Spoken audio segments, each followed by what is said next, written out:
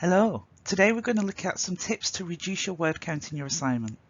So you've had your feedback, and somewhere on your feedback it says something along the lines of, you need to reduce your word count. There's too many words. You're using too many words. You're 50 words over. You're 500 words over.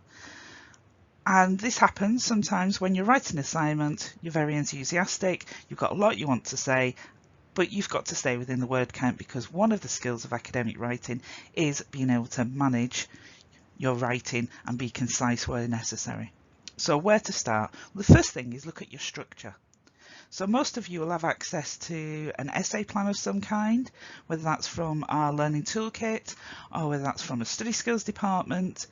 And within that, you can look, it gives you guidance, you can have a look at them, and it gives you guidance as to how many words you should have in each section. So if, for example, it says introduction, approximately 150 words, and your introduction is 300 words long, then that's an area you might want to start looking at. So go through, look at how you structured your assignment and how many words you've given to each section.